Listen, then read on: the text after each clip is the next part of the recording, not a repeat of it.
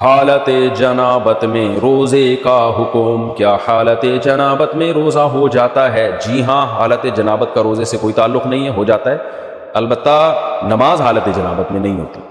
بعض لڑکوں کو احتلام ہو جاتا ہے تو صبح وہ بغیر غسل کے سحری کر لیتے ہیں تو پریشان ہوتے ہیں، تو کوئی بات نہیں، آپ بغیر غسل کے سحری کر لیں اور پھر نماز سے پہلے آپ غسل کر لیں۔ روزے میں احتلام اور مشزنی، کیا روزے کے دوران احتلام یا مشزنی سے روزہ ٹوٹ جاتا ہے اور کیا اس پر کفارہ واجب ہے؟ روزے میں احتلام ہو جائے تو کچھ بھی نہیں ہوتا، اگر مشزنی کی ہے تو روزہ ٹوٹ جاتا ہے لیکن کفارہ واجب نہیں ہوتا۔ کبیرہ گناہ بھی ہے کہ آپ نے رمضان کا روزہ توڑا کیوں اور روزے میں اتنا بڑا گناہ کیوں کیا آپ نے، تو ڈبل گناہ ملے گا آپ کو، لیکن کفارہ لازم نہیں ہے۔ کفارہ جو لازم ہوتا ہے وہ جمع کرنے سے، تو اگر پراپر جب تک انٹرکورس کسی نے نہ کیا ہو تو انٹرکورس کرنے سے جو ہے بیوی کے ساتھ یا کسی بھی عورت کے ساتھ جو حرام ہے، ناجائز ہے بہرحال، لیکن اس سے کیا ہوتا ہے کہ روزہ بھی ٹوٹے گا اور کفارہ بھی لازم ہوگا۔ لیکن اگر اس کے بغیر ہی کوئی ڈسچارج ہو گیا، چاہے زوجہ کے ذریعے ہو یا اپنی ہاتھ کے ذریعے ہو، اپنے ہاتھ کے ذریعے، جو اپنے ہاتھ سے یہ کام کرنا تو بہرحال بہت بڑا گناہ ہے اور روزے میں تو اور بھی زیادہ بڑا گناہ ہے، لیکن یہ کہ اس سے روزہ توڑنے کا گناہ ہوگا، کفارہ لازم نہیں ہوگا۔ تو جو نوجوان روزہ رکھ کے اگر خدا نخواستہ یہ کام کر لیتے ہیں، مجزنی کر لیتے ہیں، تو توبہ استغفار بھی کریں اور بعد میں ایک روزہ قضا بھی کریں، لیکن کفارہ ان پر لازم نہیں ہے۔ روزے میں انجیکشن اور ڈرپ کا حکم، روزے کی حالت میں انجیکشن یا ڈرپ لگانے کا حکم بیان کر دیں۔ کچھ نہیں ہوتا ہے، ڈرپ یا انجیکشن لگانے سے روزہ نہیں ٹوٹتا۔ کون سی الٹی ہونے سے روزہ ٹوٹ جاتا ہے؟ الٹی آئی اور نگل لی تو کیا روزہ ٹوٹ جائے گا؟ طلحہ صاحب کراچی سے، دیکھیں منہ بھر کے الٹی آئی نا، فل سپیڈ کے ساتھ، جو روکنا ہی ممکن نہیں تھا آپ کے لیے، اتنی بھر کے، ایسی الٹی کو نگلنے سے روزہ ٹوٹ جاتا ہے۔ لیکن عام طور پہ جو ابکائیاں آ رہی ہوتی ہیں سحری کے بعد، لوگوں نے اتنا پھوڑا پھاڑا ہوتا ہے، افطاری میں اتنے پکوڑے پھوڑ دیے اور پھر سحری میں بھی دبا کے پھوڑ پھاڑ دیا، تو اس کے بعد تباہی آ جاتی ہے اور وہ ابکائیاں آتی ہیں، تو وہ تھوڑی بہت جو ابکائیاں آتی ہیں ان کو نگل لیا تو اس سے روزہ نہیں ٹوٹتا۔ الٹی سے دو صورتوں میں روزہ ٹوٹتا ہے، ایک یہ کہ آپ نے خود سے الٹی کی حلق میں ہاتھ ڈال کے اور وہ الٹی بھی منہ بھر کے ہوئی ہے، تو ایسی الٹی سے روزہ ٹوٹ جاتا ہے، ایک تو یہ۔ دوسرا یہ کہ الٹی آپ نے خود نہ کی ہو، ہوئی منہ بھر کے ہو لیکن آپ نے نگل لی اس کو، تو روزہ ٹوٹتا ہے۔ تو اگر خود ہوئی تو بھلے منہ بھر کے، یعنی اگر خود ہوئی اور نگلی نہیں تو بے شک منہ بھر کے بھی ہو تو روزہ نہیں ٹوٹتا، کیونکہ آپ نے نگلی نہیں ہے۔ اور اگر خود آپ نے ہاتھ ڈال کے الٹی کی مگر منہ بھر کے نہیں ہوئی وہ، تو بھی روزہ نہیں ٹوٹتا۔ تو دو ہی صورتیں بچی ہیں کہ ہاتھ ڈال کے منہ میں خود سے آپ نے الٹی کی ہو تو منہ بھر کے ہوئی ہو تو روزہ ٹوٹے گا، یا یہ کہ خود سے الٹی ہوئی ہو منہ بھر کے اور آپ نے نگل لی ہو تو روزہ ٹوٹے گا۔ باقی جتنی بھی الٹی کی صورتیں ان میں روزہ نہیں ٹوٹتا۔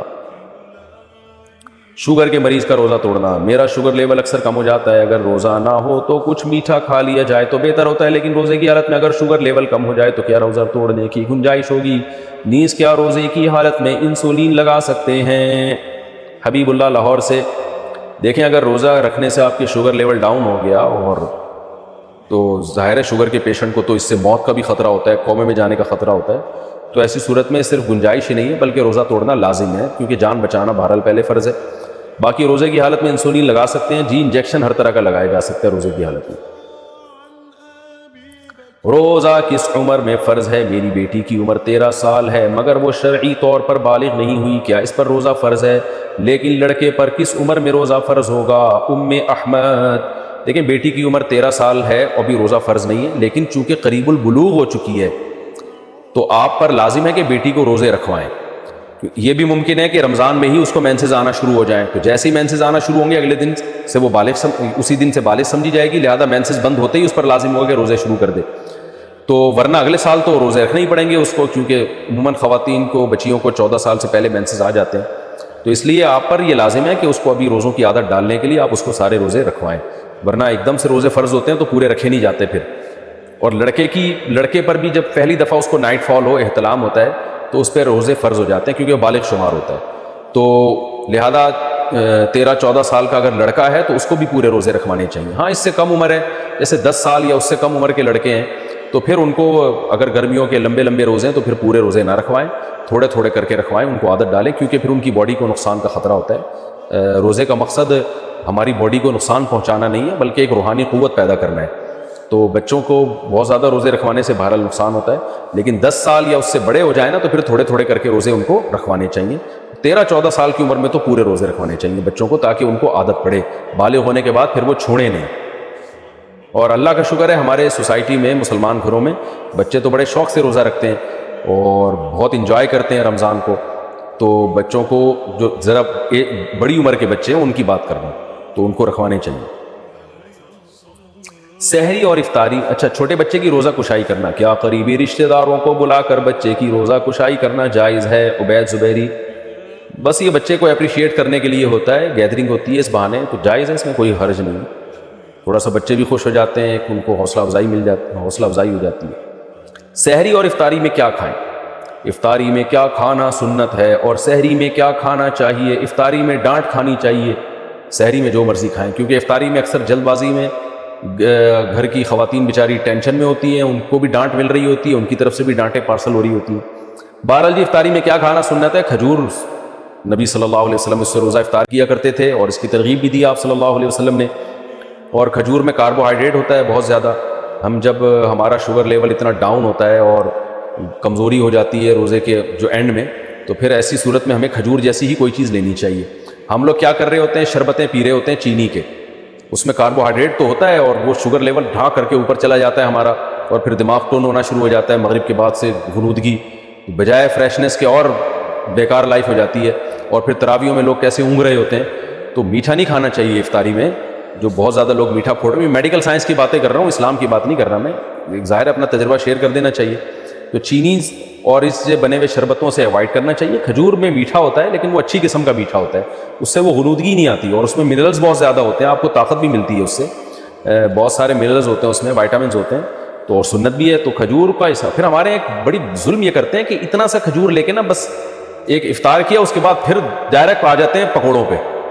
تو کھجور تمیز سے کھا لو بھائی، ذرا اچھی طرح کھا لو، اس میں کیا جا رہا ہے آپ کا، اتنا مزیدار غذا ہے اور سکون بھی ملتا ہے، راحت بھی ملتی ہے، طاقت بھی آتی ہے۔ پھر اس کے بعد آپ تھوڑی بہت جو گنجائش رہ جائے گی وہ پکوڑے سموسے پھوڑ پھاڑ لینا۔ تو کھجور کے ساتھ بہت نفرت ہے۔ نبی صلی اللہ علیہ وسلم نے فرمایا جس گھر میں کھجور نہیں ہے نا فَأَهْلُهُ جِيَاعٌ، وہ گھر والے بھوکے ہیں۔ تو اس لیے عرب میں ہمیشہ وہ اپنے فریج میں لازمی کھجور رکھتے ہیں، بلکہ کھجور کو تو فریج میں رکھنے کی بھی ضرورت نہیں ہے، باہر بھی رکھ دیں تو بھی ٹھیک رہتی ہے وہ۔ اس لیے کھجوروں کا استعمال گھروں میں ڈالیں، بچوں کو یہ آرٹیفیشل میٹھے سے بچا کے ان چیزوں پہ لے کر آئیں۔ باقی سحری میں کیا کھانا چاہیے؟ سحری میں بھی کھجور کھا لیں، پھل کھا لیں، کچھ بھی کھا لیں، ڈاکٹر بتائے گا آپ کو، میں کیا بتاؤں گا آپ کو بھائی کیا کھائیں۔ جو ابھی کھا رہے ہیں نا وہ بہرحال نہ کھائیں، جو کچھ پیزے برگر وغیرہ سحریوں میں کھائے جا رہے ہیں نا، پھر سارا دن جو ڈکاریں چلتی ہیں تو اللہ کی پناہ ہے وہ، کیونکہ میں نماز میں آتا ہوں نا تو جو ڈکاریں جس قسم کی سننے کو مل رہی ہوتی ہیں اس سے بہت افسوس ہوتا ہے، مسلمان کدھر کو جا رہا ہے۔ رمضان میں یہ حال ہے اور وزن بڑھ رہا ہے رمضان میں لوگوں کا کم ہونے کے بجائے۔ تو باقی ڈاکٹر بتائے گا، حکیم صاحب بتائیں گے کیا کھانا ہے کیا نہیں کھانا ہے، یہ میں نہیں بتاؤں گا۔ رمضان میں ذخیرہ اندوزی کرنا، رمضان میں ذخیرہ اندوزی کر کے قیمتیں بڑھا دی جاتی ہیں، اس کا کیا وبال ہے؟ اگر کوئی چیز مارکیٹ میں شارٹ چل رہی ہے، کھانے پینے کی چیز ہے، لوگوں کو مل نہیں رہی، تو اس میں ذخیرہ اندوزی حرام ہے، وہ غلط چیز ہے۔ لیکن اگر وہ اویلیبل ہے مارکیٹ میں، یہاں سے نہیں ملے گا تو وہاں سے مل جائے گا، تو پھر اگر کوئی تاجر روک لیتا ہے کہ جی میں بعد میں بیچوں گا تو ٹھیک ہے، اس میں کوئی گناہ نہیں ہے۔ ایسی ذخیرہ اندوزی جس سے لوگوں کو نقصان پہنچ رہا ہو، ان کی بیسک ضرورتیں ہی پوری نہ ہو رہی ہیں، وہ حرام ہے۔ رمضان میں اصلاح نفس کا طریقہ، رمضان المبارک میں انسان کی اصلاح کا کیا طریقہ ہونا چاہیے؟ محمد سفیان، یہ تو شرعی مسئلہ نہیں ہے، یہ تو آپ نے پورا واعظ و نصیحت کی باتیں پوچھنا شروع کر دی سفیان بھائی۔ باقی اصلاح کا طریقہ یہی ہونا چاہیے کہ ایک لسٹ بنائیں گناہوں کی رمضان سے پہلے، ابھی تو رمضان شروع نہیں ہوا نا، تو آپ لسٹ بنا دیں کہ میرے اندر یہ گناہ ہے، میں رمضان میں سارے گناہ سے انشاءاللہ توبہ کروں گا، اور روزے بھی پڑھیں، روزے بھی رکھیں، تراویح بھی پڑھیں، تہجد بھی پڑھیں، دعائیں بھی مانگیں، اسی نیت کے ساتھ کہ اللہ میں نے اپنی زندگی چینج کرنی ہے، تو اس سے انشاءاللہ آپ کے گناہ بھی چھوٹیں گے۔ کیا روزے سے تمام گناہ معاف ہو جاتے ہیں؟ کیا رمضان میں روزہ رکھنے سے کبیرہ گناہ بھی معاف ہو جاتے ہیں؟ سیف اللہ صاحب پاک پتن سے۔ دیکھیں کبیرہ گناہوں کا اصول یہ ہے کہ جب تک توبہ نہ کی جائے وہ معاف نہیں ہوتے، اس لیے رمضان میں عام طور پہ کبیرہ گناہوں سے توبہ کی توفیق مل جاتی ہے، اس لیے کہا جاتا ہے کہ رمضان میں سارے صغیرہ کبیرہ گناہ معاف ہو جاتے ہیں۔ وجہ اس کی ہے کہ کبیرہ گناہوں سے بھی توبہ کی توفیق عام طور پہ رمضان میں مل جاتی ہے، اس لیے آپ کوشش کریں کہ رمضان میں کبیرہ گناہ بھی چھوڑ دیں اور ان سے سچی توبہ کریں۔ روزے کی نیت کیسے کریں؟ روزے کی نیت کیسے کی جاتی ہے؟ اگر سحری میں آنکھ نہ کھلے تو روزے کا کیا حکم ہے؟ دیکھیں روزے کی نیت بس دل میں کی جاتی ہے. رمضان میں تو سب کی نیت ہوتی ہے. جو سحری کر رہا ہے تو اس لیے کر رہا ہے نا کہ روزہ رکھے گا, تو اتنی نیت کافی ہے. یہ جو مشہور دعا ہے وہ بھی صومی غد نویت من شہر رمضان, یہ کسی حدیث سے ثابت نہیں ہے, تو بس دل میں نیت کافی ہے. تو البتہ جو قضا روزہ ہے نا, قضا روزہ رمضان کا جب آپ قضا روزہ کریں تو پھر نیت صبح صادق سے پہلے ضروری ہے. اور اگر قضا روزہ نہیں رکھ رہے, نفلی روزہ رکھ رہے ہیں یا رمضان کا روزہ رکھ رہے ہیں رمضان کے اندر, تو پھر نصف النہار سے پہلے بھی نیت کافی ہے. نصف النہار کا مطلب یہ ہوتا ہے صبح صادق سے لے کے غروب آفتاب تک جتنے گھنٹے بنتے ہیں نا, تو آدھا ٹائم گزرنے سے پہلے. جیسے روزہ اگر 14 گھنٹے کا روزہ ہے تو صبح صادق سے لے کے 7 گھنٹے گزرنے سے پہلے تک آپ روزے کی نیت کر سکتے ہیں. تو اگر کسی کی سحری میں آنکھ نہ کھلے اور رمضان میں, تو جیسے ہی آنکھ کھلے بس وہ اسی وقت نیت کر لے, کیونکہ رمضان کا روزہ چھوڑنا کبیرہ گناہ ہے, وہ نہیں چھوڑ سکتے. اگر سحری میں آنکھ نہ کھلے تو بھی نہیں چھوڑ سکتے. بعض لوگ کم ہمت ہی کرتے ہیں کہ جی سحری میں آنکھ نہیں کھلی, دن بہت لمبا ہے, رات کو کھانا بھی تسلی سے نہیں کھایا تھا تو روزہ چھوڑ دیں. نہ, آپ کو روزہ چھوڑنے کی اجازت نہیں ہے. روزہ آپ کو رکھنا پڑے گا, چاہے افطاری میں ڈٹ کے کھایا ہو یا نہ کھایا ہو, رات کو ڈنر کرنا یاد رہا ہو یا بھول گئے ہو, صبح سحری میں آنکھ کھلی ہو یا نہ کھلی ہو, رمضان کا روزہ آپ نہیں چھوڑ سکتے سوائے اس کے کہ آپ سفر میں ہو یا آپ بیمار ہو. اس کے علاوہ آپ کے لیے اجازت نہیں ہے. سحری اور افطاری اذان سے کریں یا وقت سے؟ سحری اور افطاری کا تعلق اذان سے ہے یا وقت دیکھ کر سحر و افطار کرنا چاہیے؟ وقت سے اس کا تعلق ہے, اذان سے نہیں ہے. اذانیں بعض دفعہ غلط ہو جاتی ہیں. بعض اہل حدیث حضرات یہ کرتے ہیں کہ سورج ابھی آدھا غروب ہوتا ہے تو وہ اذانیں دے کے سب کا روزہ توڑوا دیتے ہیں, خراب کر دیتے ہیں. تو میں نہیں کہتا سارے اہل حدیث ایسا کرتے, لیکن ان اہل حدیث کی خدمت میں گزارش ہے کہ خدارا آپ اپنا مسلک دوسروں پہ تھوپتے کیوں ہیں؟ اگر آپ کی رائے یہ ہے کہ آدھا سورج غروب ہونے پر افطار جائز ہے تو آپ کر لیں, لیکن آپ اذان دے کے سب کے روزے توڑوا دیتے ہیں اور اپنی رائے سب پہ مسلط کرتے ہیں, تو یہ بہت غلط ہے, یہ بہت زیادتی ہے. نہیں, آپ اختلافی آپ ایک مسئلہ ہے تو اس میں اپنی رائے زبردستی ٹھونس کیوں رہے ہیں آپ دوسرے کے اوپر؟ بعض دفعہ ایسے ہوئے ہیں واقعات کہ کسی اہل حدیث کی مسجد سے اذان ہی پہلے ہو گئی, ان سے پوچھا گیا تو کہہ رہے ہیں ہمارے مسلک میں اور یہ حدیث کی روشنی میں جائز ہے, حالانکہ ایسا نہیں ہے. حدیث سے آپ کی ایک رائے ہے, آپ نے حدیث کی ایک تشریح کی ہے, تو اس تشریح کی وجہ سے آپ کی یہ رائے ہے نا, تو آپ اپنی رائے دوسری کی رائے پہ مت تھوپیں مت اس کو. تو اس لیے اگر کسی نے اذان سن کے روزہ افطار کر لیا اور بعد میں دیکھا کہ ٹائم ابھی داخل نہیں ہوا تھا تو اس کا روزہ ٹوٹ گیا, اس کو قضا کرنی پڑے گی. اور اگر پتا تھا اس کو کہ روزے کا ٹائم ابھی شروع نہیں ہوا, سورج مکمل غروب نہیں ہوا ہے, پھر بھی اس نے اذان سن کے روزہ توڑ دیا, تو پھر کفارہ بھی لازم ہوگا اس کے اوپر. تو اس لیے اذان کے بجائے نا جو سحر افطار کے جو ٹائم کے جو جدول ملتے ہیں, نقشے ملتے ہیں, ان کو دیکھا کریں اور اس سے بھی احتیاطاً 2 منٹ بعد روزہ کھولیں. یہ جو حدیث میں آتا ہے کہ جلدی افطار کا ہمیں حکم ہے, تو بالکل ایسا ہی ہے, لیکن جلدی کا مطلب یقین تو ہو کہ سورج غروب ہو گیا ہے. تو یہ جو نقشے ہمیں ملتے ہیں جن میں سورج غروب ہونے کا ٹائم لکھا ہوتا ہے, یہ احتیاطی ٹائم ہوتا ہے, یقینی نہیں ہوتا, یعنی 100% اس پہ یقین نہیں ہوتا. لہذا اس میں کم از کم 2 منٹ کی احتیاط لازمی کیا کریں. میرا یہ معمول ہے ہمیشہ سے کہ اگر سورج غروب ہونے کا ٹائم 6:30 لکھا ہوا ہے تو میں 6:32 پہ افطار کرتا ہوں. تو سحری میں بھی بہتر ہے کہ 1 منٹ پہلے بند کر لیں. تو اس لیے اس میں احتیاط کے پہلو کو پر عمل کرنا چاہیے. ہاں, اگر آپ نے کئی بار تجربے کے بعد دیکھ لیا کہ ہماری مسجد کی اذان صحیح ٹائم پہ ہوتی ہے, جو غروب آفتاب کا ٹائم لکھا ہے اس سے 2 منٹ بعد ہوتی ہے, تو پھر آپ اذان پہ افطار کر لیں. میں جہاں رہتا ہوں یہاں ہم نے مؤذن کو پابند بنایا ہوا ہے کہ بھائی جو غروب آفتاب کا ٹائم ہے, جو ایگزیکٹ ٹائم ہے نا, اس سے 2 منٹ کے بعد آپ نے اذان دینی ہے. تو وہ دیتے ہیں اس طرح, پھر ہمیں اطمینان ہوتا ہے کہ اذان صحیح ٹائم پہ ہو رہی ہے, پھر آپ اذان پہ افطار کر سکتے ہیں. منہ میں غلطی سے پانی چلا گیا تو روزہ کیا ٹوٹ جائے گا؟ اگر غلطی سے منہ میں پانی چلا جائے تو روزہ ٹوٹ جائے گا اور صرف قضا ہوگی یا کفارہ بھی ہوگا؟ ایک ہوتا ہے بھولے سے پانی پی لینا, تو بھولے سے پانی پینے سے تو روزہ بھی نہیں ٹوٹتا, کفارہ بھی نہیں ہوتا. ایک ہے غلطی سے پانی چلا جانا, یعنی آپ کو روزہ یاد تھا اور آپ نے منہ میں کلی کی اور غلطی سے منہ میں چلا گیا, وہ روک ہی نہیں سکے پانی, تو پھر روزہ ٹوٹ جائے گا آپ کا. ایسی کوئی حدیث ہمارے پاس نہیں ہے جس میں آتا ہے کہ غلطی سے پانی پینے سے بھی روزہ نہیں ٹوٹتا. بھولے سے ہے, غلطی کا نہیں. تو غلطی سے چلا گیا, یہ چونکہ آپ کی غفلت ہے لہذا روزہ ٹوٹ جائے گا, لیکن کفارہ نہیں ہوگا کیونکہ جان کر آپ نے نہیں کیا, صرف قضا ہوگی. روزہ نہیں رکھا تو صرف قضا اور کفارے کا حکم. اگر کوئی شخص جان بوجھ کر روزہ نہ رکھے تو بعد میں قضا کرے گا یا کفارہ بھی دے گا؟ اگر روزہ رکھا ہی نہیں ہے تو پھر صرف قضا کرے گا, کفارہ نہیں دے گا, اور بہت بڑا کبیرہ گناہ بھی ہوگا, مرتکب ہوگا گناہ کا. اور اگر توڑ دیا تو پھر کفارہ بھی ہے 60 روزوں کا۔ روزہ توڑنے کا کیا وبال ہے، جان بوجھ کر روزہ توڑنے کا رواج بڑھتا جا رہا ہے، اس بارے میں کچھ ارشاد فرما دیں۔ بہت بڑا جرم ہے رمضان کا روزہ چھوڑنا بھی اور توڑنا بھی۔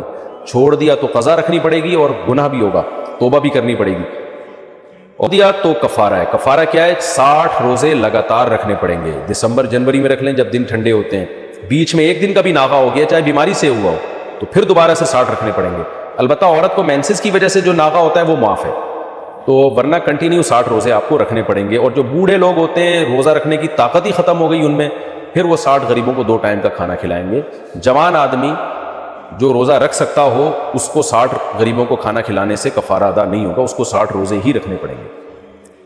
روزہ چھوڑنا کب جائز ہے؟ کن صورتوں میں روزہ چھوڑنا جائز ہے؟ صرف 2 صورتوں میں جائز ہے۔ بیمار ہونے کا خطرہ ہو یا آپ سفر میں ہوں۔ پریگننسی میں عورت روزہ نہیں چھوڑ سکتی الا یہ کہ بیماری کا خطرہ ہو۔ دودھ پلانے والی عورت روزہ نہیں چھوڑ سکتی الا یہ کہ اپنے یا بچے کے بیمار ہونے کا غالب گمان ہو، صرف وسوسہ کافی نہیں ہے، غالب گمان ہو۔ تو پھر روزہ جیسے دودھ ہی پیدا نہیں ہو رہا ہے ایک عورت کا روزہ رکھے اور بچہ کو نقصان ہو رہا ہے پھر تو وہ مجبوراً روزہ چھوڑ سکتی ہے، لیکن نارملی ایسا ہوتا نہیں ہے۔ دودھ پلانے والی خواتین سے میں کہتا ہوں بھائی افطاری سے لے کے صبح سحری تک نان اسٹاپ آپ کھائیں تو سارا دن آپ فیڈ کرائیں۔ نارمل خواتین رکھتی ہیں ہمیشہ سے، مسلمان سوسائٹی میں روزے رکھتی ہیں، پریگننٹ خواتین بھی رکھتی ہیں، بلکہ پریگننسی میں تو خواتین سے کھایا ہی نہیں جا رہا ہوتا، ویسے بھی متلی آتی ہے ان کو، تو وہ بلا وجہ سستی میں روزے چھوڑ دیتی ہیں۔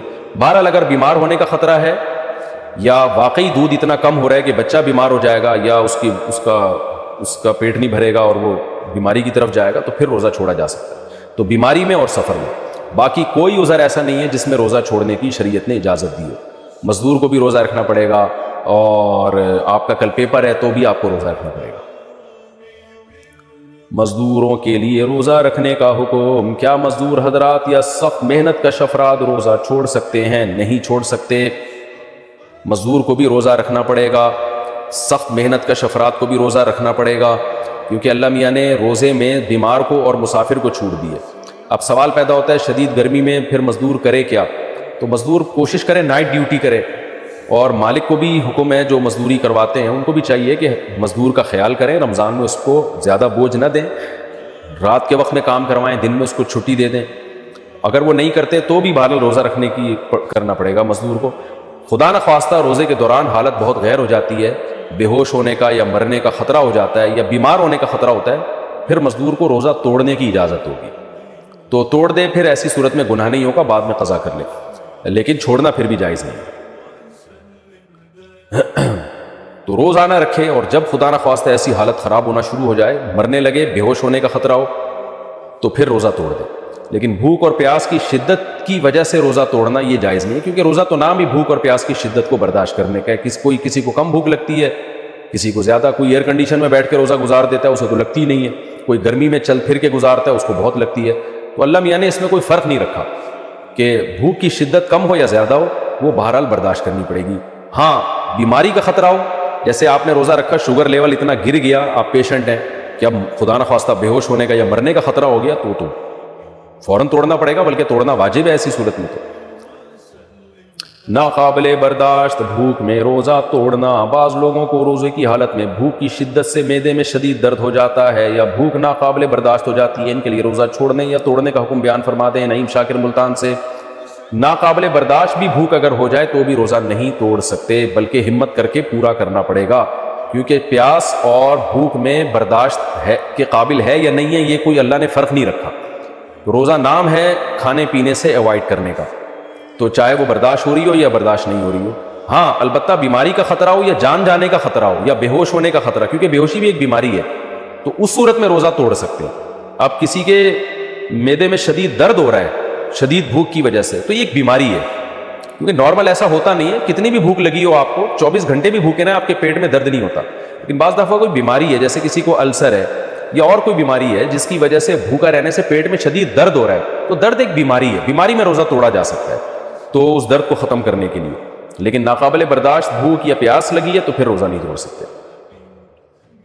توڑ دیا تو 60 روزوں کا کفارہ ہے۔ بغیر داڑھی والے امام کے پیچھے تراویح پڑھنا، رمضان میں بغیر داڑھی والے حفاظ کرام تراویح پڑھاتے ہیں، ان کے پیچھے جماعت کا کیا حکم ہے؟ بھائی داڑھی والے کو ترجیح دینا چاہیے، آج کل یہ بہت بڑا رواج، بہت برا رواج پھیل گیا ہے کہ داڑھی کٹانا تو کبیرہ گناہ ہے. کم از کم امامت کے مصلی پر جو اتنی مقدس جگہ ہے وہاں تو ایسے شخص کو کھڑا کرنا چاہیے نا جو کبیرہ گناہ کا ارتکاب نہ کرتا ہو. نبی صلی اللہ علیہ وسلم نے فرمایا خالف الیہود والنصارى، یہود اور نصارہ کی مخالفت کرو، اعفوا اللحیٰ، داڑھی بڑھاؤ. تو تورات میں آج تک لکھا ہوا ہے کہ موسیٰ علیہ السلام کو اللہ نے کوہ طور پہ بلا کے کہا کہ اپنی قوم کو کہہ دیں کہ داڑھی نہ کٹائیں. اس کی وجہ سے یہودی بھی اب تک داڑھی رکھتے ہیں. وہ یہودیوں سے عبرت حاصل کر لیں کہ انہوں نے اپنی تورات پر داڑھی کے معاملے میں عمل کیا ہوا ہے. آپ دیکھیں یہودیوں کے جتنے مذہبی اسکالرز ہیں بڑی بڑی داڑھیاں ہوتی ہیں ان کی، مسلمانوں کے مذہبی اسکالر اتنی داڑھیاں. تو کیا آپ کی بات میں لوگ اثر ہوگا؟ لوگ کہیں گے خود تو عمل کر نہیں رہے، ہمیں بیٹھ کے سمجھا رہے ہیں. تو اس لیے جو تراویح میں ہے نا، ایسے امام کو ترجیح دینی چاہیے جو مکمل داڑھی ہو، جس کی اس کی ایک برکت ہوتی ہے. آپ اس کو اپنا نمائندہ بنا رہے ہیں نماز میں، وہ گویا آپ کا پیغام، آپ کی جو دعا ہے سورہ فاتحہ میں جب وہ فاتحہ پڑھتا ہے تو آپ کی طرف سے پڑھتا ہے نا، وہ ایک نمائندہ بن کے اللہ سے بات کر رہا ہے. تو اس لیے بغیر داڑھی والوں کے پیچھے جو تراویح پڑھنے کا رواج ہے یہ قابل اصلاح ہے. اس کو کوشش کریں ختم کرنے کی. داڑھی والوں کو، جو امام داڑھی رکھتا ہو اس کو پروموٹ کریں. اور پھر داڑھی بھی کافی نہیں ہے. بعض ائمہ ایسے ہوتے ہیں جو رمضانی امام ہوتے ہیں، وہ پورے سال بدمعاشیوں میں لگے ہوتے ہیں، ساری اوٹ پٹانگ حرکتیں وہ کر رہے ہوتے ہیں، چوریاں وہ کر رہے ہوتے ہیں، لڑکیوں کو وہ چھیڑ رہے ہوتے ہیں، فلمیں ڈرامے وہ دیکھ رہے ہوتے ہیں. رمضان میں مصلی پہ مسجد میں آ کے وہ امام بنے ہوئے ہوتے ہیں. لوگ سمجھ رہے، لوگ ان سے دم کرا رہے ہوتے ہیں. تو یہ بھی غلط ہے. ایسے امام کو چاہیے بھائی اپنی گھر میں نماز پڑھا لے تو، ٹھیک ہے نا، اپنی قرآن مکمل کر لو. ہم ان کو یہ تو نہیں کہتے کہ قرآن مکمل نہ کریں، لیکن مسجد میں مصلی پہ بہرحال اس کا خیال کرنا چاہیے کہ ایسے شخص کو امام بنائیں جس پہ لوگوں کو اعتماد ہو، اس میں تقویٰ ہو، اس میں کچھ صورت اور سیرت سے وہ شریعت کا پابند لگتا ہو، کیونکہ اس کے اثرات پھر مقتدیوں میں جاتے ہیں اور نماز کی برکتیں زیادہ حاصل ہوتی ہیں. صحابہ کیوں اس کا خیال کیا کرتے تھے کہ ہم پیغمبر کے پیچھے نماز پڑھیں؟ کیونکہ امام جتنا مقدس ہوگا نماز بھی اتنی ہی جاندار ہوگی. نابالغ بچے کا تراویح پڑھانا یا سننا. نابالغ بچوں کے پیچھے تراویح کا کیا حکم ہے؟ نیز کیا چھوٹا بچہ تراویح میں سامع بن سکتا ہے؟ سامع بن سکتا ہے، امام نہیں بن سکتا، بشرطے کہ یعنی بہت چھوٹا بچہ نہ ہو، یعنی صبی ممیز جسے کہا جاتا ہے، 7 سال سے عمر زیادہ ہو تو ایسا بچہ سامع بن سکتا ہے، لیکن امام نہیں بن سکتا نابالغ بچہ. ہاں نابالغ بچہ نابالغوں کا امام بن سکتا ہے. گھر میں بچے جو قرآن حفظ کر لیتے ہیں تو ان کو چاہیے کہ گھروں میں تراویح پڑھائیں، چھوٹے بہن بھائی ان کے ساتھ کھڑے ہو جائیں جماعت میں، تو ان کا قرآن بھی مکمل ہو جائے گا. لیکن بالغوں کو نماز پڑھانے کے لیے امام کا بالغ ہونا بھی ضروری ہے. کیا عورت دیگر عورتوں کو تراویح پڑھا سکتی ہے؟ اگر ہاں تو اس کا طریقہ کار بتا دیں. نیند اگر پیچھے لڑکا بھی کھڑا ہو جائے تو کیا حکم ہوگا؟ بنت نصیر لاہور سے. عورت کی امامت میں اگر لڑکا پیچھے کھڑا ہو جائے تو اس لڑکے کی تو بہرحال نماز نہیں ہوگی، کیونکہ مرد کو تو مرد ہی امامت کر سکتا ہے. لیکن عورت کی امامت کرے تو ہمیں اس بارے میں ایک روایت حضرت عائشہ سے ملتی ہے، لیکن اسلاف نے نہ اس پر عمل کیا، نہ ہمیں کوئی اس کی کوئی نبی صلی اللہ علیہ وسلم سے اس کی کوئی حوصلہ افزائی ملی، اور نہ کسی فقیہ نے اس عمل کو پسندیدہ عمل قرار دیا. یہی وجہ ہے کہ خلفائے راشدین کے دور میں بھی ایسا نہیں ہوا، بعد میں بھی ایسا نہیں ہوا، اور ہمیشہ مرد ہی امامت کرتے رہے ہیں. تو اس لیے حضرت عائشہ کے اس عمل سے یہ بہرحال پتہ چلتا ہے کہ اگر کوئی عورت ایسا کر لے گی تو پیچھے عورتوں کی نماز ہو جائے گی، لیکن یہ عمل بہرحال پسندیدہ ہے نہیں. دیگر احادیث کو بھی اگر ہم سامنے رکھ کے دیکھتے ہیں، کہیں بھی ایسا نہیں ملتا نا کہ نبی صلی اللہ علیہ وسلم نے جماعت عورتوں کی کروائی ہو اس طرح سے کہ عورت کو حکم دیا. مثال کے طور پر آپ صلی اللہ علیہ وسلم کی جماعت مسجد سے نکل جاتی تو آپ گھر میں آگے امہات کو اپنے پیچھے کھڑا کر کے خود نماز پڑھاتے تھے. اور یہ بھی نہیں ہے کہ آپ صلی اللہ علیہ وسلم نے خواتین کو جب حکم دیا نا کہ تمہاری گھر کی نماز مسجد سے بہتر ہے، تو گھر میں آپ نے ان کو انفرادی نماز کا حکم دیا ہے. آپ یہ کہہ سکتے تھے کہ مسجد میں جماعت پڑھنے سے بہتر ہے تم گھروں میں جماعت کر لو، اگر اس کی اجازت ہوتی نا، جیسے کہ آج کل بہت سے اسکالرز فتویٰ دے رہے ہیں کہ عورت کو نماز پڑھا سکتی ہے. اگر ایسا ہوتا تو کتنے، یعنی عورتوں کو پھر گھر میں انفرادی نماز کا حکم تھوڑی ہوتا، بلکہ عورتوں کو حکم دیا جاتا کہ گھر میں اپنی جماعت کرا لیں وہ، لیکن ہمیں کہیں بھی نہیں ملتا. تو صرف ایک حدیث کو دیکھ کے کبھی فیصلہ نہیں کیا جاتا، باقی بھی تمام احادیث کو دیکھا جاتا ہے. تو ان تمام احادیث کو دیکھ کے فقہا نے جو استدلال کیا وہ یہ ہے کہ اگر عورت کو نماز پڑھا دے تو نماز ہو تو بہرحال جائے گی، لیکن یہ عمل بہرحال مکروہ اور ناپسندیدہ ہے، یہ قابل ترغیب عمل نہیں ہے. اس لیے خواتین کو چاہیے کہ وہ انفرادی نماز پڑھیں، جماعت سے پڑھنی ہے تو مرد کو امام بنائیں، اس کی اقتدا میں نماز پڑھیں. اور اگر بالفرض عورت کو نماز پڑھاتی ہے مکروہ ہونے کے باوجود، وہ کہتی نہیں شوق ہے اس کو پڑھانے کا، تو پھر خواتین امام جو ہے نا وہ صف کے بیچ میں کھڑی ہوں گی، وہ آگے نہیں کھڑی ہوں گی، کیونکہ نماز میں عورت کو بہت زیادہ سمٹنے کا اور پردے کا حکم ہے، ایکسپوز ہونے کی اجازت نہیں ہے. تو اس میں پھر یہ ہے کہ وہ خواتین جیسے حضرت عائشہ کے بارے میں یہی ہے نا کہ خواتین کے بیچ میں ہو، بیچ میں تھی وہ، تو پھر آگے جانے کے بجائے جہاں صف ہے اسی کے بیچ میں وہ عورت کھڑی ہو کے نماز پڑھائے گی۔ اور کھاتے رہو اور پیتے رہو یہاں تک کہ تمہارے لیے فجر کے وقت کے اعتبار سے سفید ڈوری سیاہ ڈوری سے بالکل علیحدہ ہو جائے۔ اصل میں اس کو بعض صحابہ نے تو سمجھا کہ یہ لغوی معنی اس کے لیے کہ آپ اپنے تکیے میں ایک سفید دھاگا رکھ لیا اور ایک کالا رکھ لیا، اور دیکھتے رہتے تھے جب یہ سفید اور کالا علیحدہ علیحدہ نظر آنے لگے تو پھر روزے کا رکھنے کا وقت شروع ہو چکا اور اب کھانا پینا بند کر دیا جائے۔ فرمایا گیا یہ مراد نہیں ہے، یہ جب پاؤ پھٹتی ہے تو اس کے اندر ایک سفید سی لکیر جو ہے افق کے اوپر آتی ہے، یہ ہے مراد کہ وہ جو سفید لکیر ہے وہ ظاہر ہو جائے اور وہ رات کے اختتام کا گویا کہ ایک اعلان اور علم بن جائے۔ تو وَكُلُوا وَاشْرَبُوا، اب اس کی جو ہے بڑی تاکید کی گئی ہے، تَسَحَّرُوا فَإِنَّ فِي السُّحُورِ بَرَكَةٌ، سحری ضرور کیا کرو، اور یہ در حقیقت برکت کا ذریعہ ہے۔ یہ بھی آپ نے فرمایا ہمارے اور یہود کے روزے کے مابین جو فرق ہے وہ سحری ہے۔ یہ سحری کیونکہ روزہ جو ہے وہ فجر سے لے کر اور غروب آفتاب تک ہے، طلوع آفتاب سے نہیں، فجر سے، جبکہ وہ سپیدہ سحر جس کو ہم کہتے ہیں نمودار ہو جائے، طلوع آفتاب کا بھی 1.5 گھنٹے بعد ہوگا کہیں جائے، لیکن اس وقت جو ہے روزہ شروع، غروب آفتاب پر ختم۔ اس حوالے سے اس سے پہلے کھانا پینا، اور اس میں بھی فرمایا گیا کہ بعض لوگ بہت زیادہ احتیاط کرتے ہیں، وہ صحیح نہیں ہے، اس لیے کہ فجر کے لیے اذان جب دیتے تھے تو اس میں بعض حضرات ذرا جلدی کرتے تھے۔ حضور نے فرمایا کہ نہیں، دیکھو یہ ذرا جلدی کر دیتے ہیں، اگر تم میں سے کسی کے ہاتھ میں پیالہ ہے، ابھی وہ کچھ کھا رہا ہے، اذان ہو گئی تو وہ اپنا پیالہ پورا کر لے۔ اس میں بھی تشدد کی ضرورت نہیں، جیسے کہ اس سے پہلے ہم پڑھ چکے یسروا ولا تعسروا، یرید اللہ بکم الیسر ولا یرید بکم العسر، اللہ تمہارے ساتھ آسانی چاہتا ہے، سختی نہیں چاہتا۔ تو اسی طرح فرمایا وَكُلُوا وَاشْرَبُوا حَتَّىٰ يَتَبَيَّنَ لَكُمُ الْخَيْطُ الْأَبْيَضُ مِنَ الْخَيْطِ الْأَسْوَدِ مِنَ الْفَجْرِ ثُمَّ أَتِمُّوا الصِّيَامَ إِلَى اللَّيْلِ، پھر اب روزے کو پورا کرو رات تک۔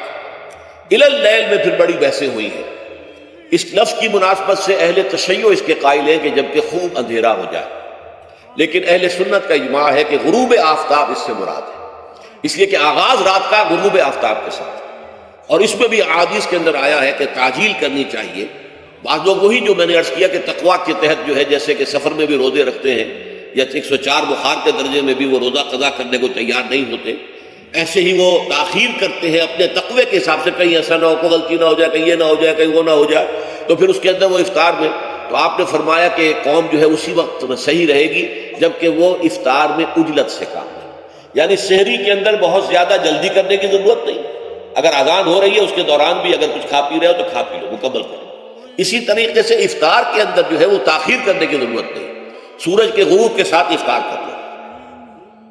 وَلَا تُبَاشِرُوهُنَّ وَأَنْتُمْ عَاكِفُونَ فِي الْمَسَاجِدِ، ہاں اپنی بیویوں سے تم مباشرت نہ کرو، تعلق زن و شوق قائم نہ کرو جبکہ تم مسجدوں کے اندر معتکف، یہ اعتکاف کا ذکر ہو گیا۔ رمضان کے آخری عشرے میں یہ اعتکاف جو مسنون ہے کہ 21ویں شب سے شروع ہو جائے گا، یعنی 20واں روزہ ختم ہوا اس کے ساتھ یہ اعتکاف شروع ہو گیا، اور پھر اعتکاف مسنون جو ہے وہ جب تک کہ چاند نظر نہ آ جائے شوال کا، عید کا، اس وقت تک یہ اعتکاف جاری رہے گا۔ یہ ہے مسنون اعتکاف، اس کی کیا حکمت ہے وہ میں بعد میں عرض کروں گا۔ تو یہ حکمت جو ہے اس کے حوالے سے گفتگو بعد میں ہو جائے گی، لیکن یہاں یہ بتا دیا گیا کہ یہ جو رمضان کی 20 راتوں میں اجازت دی گئی ہے اپنی بیویوں کے ساتھ ہم بستری کی، وہ اس معتکف کے لیے نہیں ہے۔ جو مسجد میں معتکف ہے تو ہاں اس کی اہلیہ آ سکتی ہے وہاں ملاقات کے لیے، کسی مشورہ کوئی کرنا ہے بہت ضروری ہے، آ جائے، ملاقات ہو سکتی ہے، لیکن یہ کہ مباشرت نہیں ہو سکتی، وہ حرام ہے۔ یہ اللہ کی حدود ہیں، شریعت اسلامی کی یہ حدود ہیں، فلا تقربوها، تو ان کے قریب تک مت جاؤ۔ قرآن مجید میں اس اعتبار سے 2 انداز تعبیر ہیں کہ اللہ کی حدود ہے فلا تعتدوها، یہ اللہ کی حدود ہے، ان سے تجاوز نہ کرو، اس حد کو پھلانگ نہ جاؤ، اس حد سے آگے نہ گزر جاؤ۔ یہاں ہے تقربوها، اللہ تعالیٰ کی حدود کے قریب تک نہ جاؤ۔ اس کی وجہ ایک حدیث میں بیان کر دی گئی ہے کہ جیسے ہر بادشاہ کی ایک چراگاہ ہوتی ہے، وہ صرف شاہی جو بھی ہیں جانور ہیں ان کے، یا گھوڑے ہیں یا کوئی اور ہیں، ان کے چرنے کے لیے ہے، وہاں پہ کوئی رعایت کا کوئی آدمی اپنی بھیڑ بکریاں وغیرہ نہیں لے جا سکتا۔ وہ حما کہلاتا تھا کہ یہ شاہ کے کے لیے مخصوص ہے، لکل ملک حمن وحم اللہ محارمہ، اللہ بھی بادشاہ ہے کائنات کا، ارض و سما کا، اس نے بھی جن چیزوں کو حرام کر دیا ہے وہ حما ہے، اس میں داخل نہیں ہونا تمہیں۔ تو فرمایا کہ جو چرواہا اپنی بھیڑوں کو بالکل اس کی آخری حد تک لے جائے گا تو اندیشہ ہے کہ کوئی بھیڑ کوئی بکری چھلانگ لگائے اور اس چراگاہ میں داخل ہو جائے۔ اس لیے کیپ ایٹ اے ڈسٹینس، ایک فاصلے پر رہو۔ احتیاط کا تقاضا یہ ہے کہ اس آخری حد کے قریب نہ جاؤ، فلا تقربوها، اس کے قریب نہ جاؤ۔ ان حدود کی تو سختی کے ساتھ پابندی کرنی ہے۔ ان کے لیے یہ ہے کہ ان کو نہ صرف یہ کہ ان سے تجاوز نہیں کرنا، بلکہ ان سے ذرا کچھ فاصلے ہی پر اپنے آپ کو رکھنا ہے۔ کذالک یبین اللہ آیاتہ للناس، اسی طریقے سے اللہ تعالیٰ واضح کرتا ہے اپنی آیات کو لوگوں کے لیے، وَلَعَلَّهُمْ يَتَّقُونَ، اور تاکہ وہ پھر تقویٰ کریں، بچیں۔ جب احکام معلوم ہو گئے اب بچنا آسان ہے، جب احکام معلوم نہیں تو اندیشہ ہے کہ کہیں کسی حرام کے اندر جو ہے وہ ملوث ہو جائے۔ جیسے کہ ایک حدیث میں آتا ہے کہ الحلال بین والحرام بین وبینہما مشتبہات، حلال کیا ہے یہ بھی واضح ہے، حرام کیا ہے یہ بھی واضح ہے، البتہ ان دونوں کے مابین کچھ چیزیں ہوتی ہیں متشابہات، پتہ نہیں حلال ہے کہ حرام ہے، تو تم بچو، ان چیزوں سے بھی بچو، اس لیے کہ اس کے اندر حرام ہونے کا اندیشہ ہے نا، لہذا ان سے بھی بچو۔ جو صریحاً حلال ہے اسی پر اکتفا کرو، جن کے بارے میں تعین نہیں ہو پا رہا ہے کہ وہ حلال ہے، البتہ یہ بھی ثابت نہیں ہو رہا ہے کہ وہ حرام ہے، تو ان سے بچ، یہ تقویٰ کا تقاضا ہے۔ اگرچہ قانونی اعتبار سے یہ کہا جائے گا کہ وہ مباح، جس شے کی حرمت کا ثبوت ہمیں کتاب اللہ اور سنت رسول سے نہ ملے وہ مباح ہے، لیکن یہ ہے کہ تقویٰ کا تقاضا یہ ہے، قانون کا تقاضا یہ کہ مباح کو آپ اختیار کریں گے تو آپ پر گرفت نہیں ہوگی، اس لیے کہ اس کی حرمت ثابت نہیں ہے، لیکن تقویٰ کا تقاضا یہ ہے کہ آپ صرف اس شے پر اکتفا کریں کہ جس کے حلال ہونے کے لیے ثبوت اور دلیل موجود۔ تو یہ ہے کہ تلک حدود اللہ فلا تقربوها۔ روزے کی جو ٹائمنگز ہیں، یعنی سحری اور افطاری کی، یہ بھی اکثر لوگ پوچھ رہے ہوتے ہیں کہ ہم نے اذان کو فالو کرنا ہے یا ٹائمنگ کو فالو کرنا ہے۔ بھائی آپ نے ٹائم کو فالو کرنا ہے۔ اذان جو ہے وہ سحری اور افطاری کے لیے نہیں دی جاتی، اذان دی جاتی ہے آج کے دور میں اس لیے کہ نماز کے لیے آپ کو انفارم کیا جائے۔ وہ بھی خیر ہم گھڑیوں سے معاملہ چلا سکتے ہیں، لیکن وہ شعار اسلام میں سے ہے، اسے ہم چینج نہیں کر سکتے۔ اس لیے اذانیں تو ساری کی اذانیں بھی 15 منٹ تک ہوتی رہتی ہیں اور لوگ اس دوران کھاتے پیتے رہتے ہیں، تو اس طرح تو روزہ نہیں ہوگا بھائی۔ اگر آپ کا ٹائم ٹیبل بتا رہا ہے کہ آج 5:10 پہ ختم سحری ہے، تو بس آپ نے 5:09 پہ ہی کھانا پینا بند کر دینا ہے اپنے علاقے کے مطابق۔ اذان کا تو کوئی تعلق ہی نہیں ہے۔ بعض اوقات مساجد کے اندر گھڑیاں سٹینڈرڈ ٹائم پہ نہیں ہوتی ہیں، ان کو بھی 5:10 کا پتہ ہے لیکن 3 منٹ گھڑی پیچھے ہے، تو ظاہر ہے وہ تو جا کے 5:13 پہ اذان دیں گے اور آپ اذان کے اوپر لائک کریں گے۔ لہذا آج کے دور میں تو یہ مسئلہ اس طریقے سے نہیں ہونا چاہیے۔ پلس افطار کے وقت بھی گھڑیوں کی ٹائمنگ کا فرق ہوتا ہے اور پھر کچھ زدہ معاملات بھی چل رہے ہوتے ہیں۔ ہم نے تو اپنے جیلم شہر میں دیکھا ہے کہ بالکل صحیح ٹائم پہ اذان دے رہے ہوتے ہیں اہل حدیث، جیسے ہی رمضان شروع ہوتا ہے 5 منٹ پہلے اذان دینا شروع کر دیتے ہیں، جی بھائی جلدی افطار کرنا ہے۔ بھائی وقت سے پہلے تو افطار نہیں کرنا۔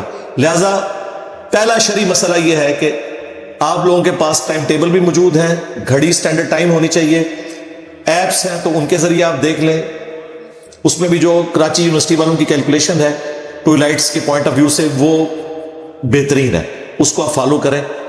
اور اپنی جو مساجد کے اندر ڈیجیٹل واچ ہیں ان کو وہ شافعی ٹائم کے اوپر آپ رکھ لیں۔ ویسے تو حنفی اور شافعی ٹائم میں فجر اور مغرب کا فرق نہیں ہے، وہ صرف عصر کا فرق آتا ہے، لیکن چلیں وہ آپ اس کو اس پہ سیٹ کر لیں اور اس کو آپ نے فالو کرنا ہے۔ 5 منٹ پہلے ہی روزہ بند کر دیں۔ اسی طریقے سے کھول لیں تو جب تک وہ ٹائم پورا نہ ہو جائے روزہ نہیں کھولنا، ادروائز آپ کا روزہ سرے سے نہیں ہوگا۔ یہ ایک کریٹیکل مسئلہ ہے۔ باقی قرآن حکیم میں جو میں نے آپ کو بتایا، رکوع نمبر 23 آیت نمبر 183 سے 188، اس میں بھی آیا ہے کہ آپ نے روزے کو سٹارٹ کرنا ہے طلوع فجر سے لے کر رات ہونے تک، اور رات کی ڈیفینیشن شریعت میں غروب آفتاب ہے۔ رات کے لیے یہ ضروری نہیں کہ بالکل سیاہ ہو جائے، نہیں، جیسے ہی سورج غروب ہوگا رات کا وقت شروع ہو جائے گا۔ مسئلہ نمبر 2، اذان کے دوران کھانا پینا۔ تو بھائی یہ جو اذان کے دوران کھانا پینا ہے، یہ ایک سنن ابی داؤد کی حدیث تھی جسے مس یوز کیا لوگوں نے۔ وہ اس طریقے سے نہیں تھی، وہ یوں ہے کہ سنن ابی داؤد میں حدیث ہے کہ جو شخص سحری کر رہا ہے اور اس دوران اذان شروع ہو جائے تو جو اس کے سامنے برتن ہے اس میں سے کچھ کھا پی لے جلدی سے، یعنی وہ جو ٹرانزیشن پیریڈ ہے اس دوران۔ یہ نبی علیہ السلام نے کہیں نہیں فرمایا کہ آپ 10 منٹ پہلے سحری ختم کر کے بیٹھے ہیں اور اذانیں شروع ہوگی اور آپ پانی پینے کے لیے بھاگ رہے ہیں، آپ کا روزہ نہیں ہوگا۔ یہ اس شخص کے لیے ہے کہ مثلا 5:05 پہ اس نے سحری شروع کی اور 5:10 پہ ختم سحری ہو رہی ہے، اس دوران وہ 1-2 منٹ اوپر کھا لیتا ہے ٹرانزیشن پیریڈ میں، تو اس کے لیے ایک گنجائش ہے۔ یہ بھی بہتر ہے کہ ایسا نہ کرے۔ ماذا يستقبلكم وماذا تستقبلون، وہ کون آ رہا ہے؟ ہم نے کہا جاء رمضان، رمضان آ رہا ہے، لیکن میرے اللہ نے کہا الصوم لی، روزہ میرے لیے ہے، وَأَنَا أَجْزِي بِهِ، میں اس کا اجر خاص طور پر الگ سے دوں گا۔ ایک عمل ایسا ہے جس کا اجر اللہ کے سوا کوئی نہیں جانتا۔ وَعَمَلٌ يَعْلَمُ ثواب عاملہ الا اللہ، اللہ کے سوا کسی کو نہیں پتا کیا دینے والا ہے۔ جی کو کیا ہے کہ وہ روزہ ہے۔ حضرت عائشہ رضی اللہ عنہ نے فرمایا کہ اللہ کے نبی شعبان میں اتنے روزے رکھتے تھے کہ لگتا تھا کہ پورا مہینہ ہی رکھیں گے روزہ۔ یہ بھی اس امت کو نہیں ملا، شروع سے آ رہا ہے، اور میرے نبی نے کیا خوبصورت انداز میں رمضان کا تعارف کرایا۔ آپ ممبر پہ کھڑے ہوئے، ماذا یستقبلکم وماذا تستقبلون، وہ کون آ رہا ہے؟ سبحان اللہ، تم کس کے سامنے جا رہے ہو؟ کسی عمل کے لیے یہ انداز نہیں ہے۔ تو صحابہ میں ہلچل مچ گئی۔ پھر آپ نے کہا ماذا یستقبلکم وماذا تستقبلون، وہ کون آ رہا ہے، تم کس کے آگے جا رہے ہو؟ پھر تیسری دفعہ ماذا یستقبلکم وماذا تستقبلون، کسی عمل کے لیے یہ طریقہ اختیار نہیں کیا میرے نبی نے، کون آ رہا ہے، کس کے سامنے جا رہے ہو؟ تو جب 3 دفعہ آپ نے کہا تو حضرت عمر کھڑے ہو، وحی نزل، یا رسول اللہ کوئی وحی آئی ہے؟ اللہ نہیں۔ تو پھر انہوں نے کہا اعدو حضر، کیا کوئی دشمن آ گیا؟ ہم نے کہا اللہ نہیں۔ تو پھر کیا ہوا ہے؟ ہم نے کہا جاء رمضان، رمضان آ رہا ہے۔